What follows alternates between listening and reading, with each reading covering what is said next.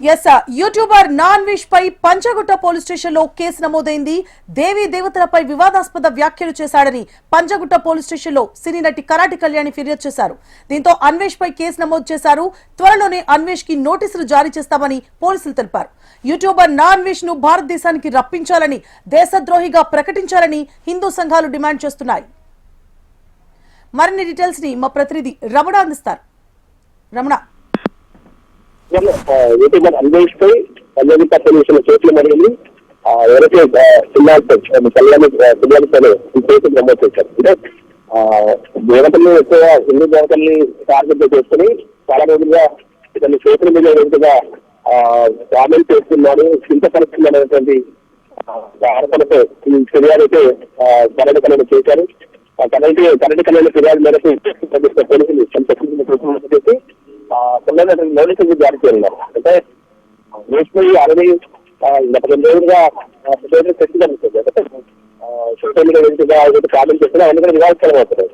ఈ క్రమంలో అతన్ని ఇండియాకి రప్పించాలని గతంలో హిందూ సంఘాలు డిమాండ్ చేసే పరిస్థితి మనం చూస్తున్నాం. మరి పంజాగుట్ట పోలీసులు కేసు నమోదైంది కాబట్టి మరి పోలీసులు ఇండియాకి రప్పించే ప్రయత్నం చేస్తారా, ఏం జరగబోతుందో చూడాల్సింది. ఆల్రెడీ నోటీసులు పనిచేయడానికి త్వరలో చూపించేసరికి తెలుస్తుంది. సో రమణ, అంటే నాన్విష్ పైన ఇంతకు ముందు కూడా కేసులు ఫైల్ అయ్యాయి, కానీ అతను ఇప్పటిదాకా ఇండియా అయితే రావడం జరగలేదు. మరి అతన్ని ఇండియాకి రప్పించి హిందూ సంఘాలు చేస్తున్న డిమాండ్ నెరవేర్చే విధంగా పోలీసులు ఏమైనా చర్యలు తీసుకునే అవకాశాలు ఉంటాయా?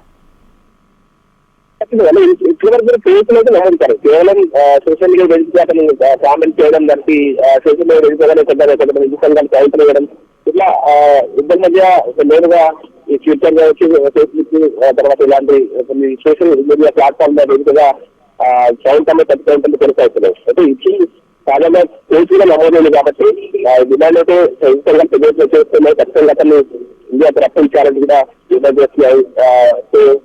మరి పంజాగుట్ట పోలీసులు పరిశిక్షణ చేస్తున్నామని చెప్పారు. కొన్ని ఇతరులకి అయితే పరిస్థితులు ఉన్నాయన్నా మనకు ఐటీ సంబంధించిన శిక్షణ పెట్టారు కాబట్టి ఖచ్చితంగా అతను ఇండియాకి రప్పించే అవకాశం ఉంటుంది. ఇప్పటికన్నా నేను సర్వేగా తెలుస్తుంది, చేపిస్తున్న సమాచారం కావాల్సింది. మొత్తం మీద నోటీసులలో తను పోలీసులు వచ్చి తనకు సంబంధించిన వాహనాలు వివరణ చేరే అవకాశం అయితే ఉంటుంది. సో రమణ, మొదటి నుంచి కూడా నాన్విష్ భాష అభ్యంతరకరంగానే ఉంటుంది. ఆడవాళ్ళ పట్ల కానీ ఇతరుల పట్ల కూడా ఆయన అభ్యంతరకరమైన భాష వాడుతూ ఉంటారు. సో ఇప్పుడు కరాటి కళ్యాణి హిందువులపైన చేసిన వ్యాఖ్యలపైన మాత్రమే కేసు ఫైల్ చేశారా, లేకపోతే ఆయన అభ్యంతరకరమైన భాష పట్ల కూడా ఏమైనా సెక్షన్ నమోదు చేయడం జరిగిందా? మెయిన్గా మహిళలను టార్గెట్ చేయడం అనేది కొనసాగడం ఈ మధ్యకాలంలో చూసాను. కానీ ఆయన ఎక్కువగా హిందూ దేవతలు దేవతలను టార్గెట్ చేస్తున్నాయి, ఆయన కామెంట్ చేస్తున్నారు. అది హిందువుల మనోభావాలు పెంచపరిచేది, కొంత అగ్నిగా అతను కామెంట్ చేస్తున్నాయి.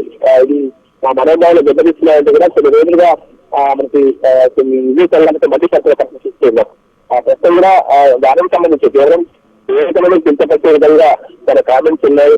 మా మనోభావాలు విభజించినటువంటి ఆరోపణలు ప్రస్తుతం కరాటి కళ్యాణి అయితే ఈ ఫిర్యాదు చేశారు.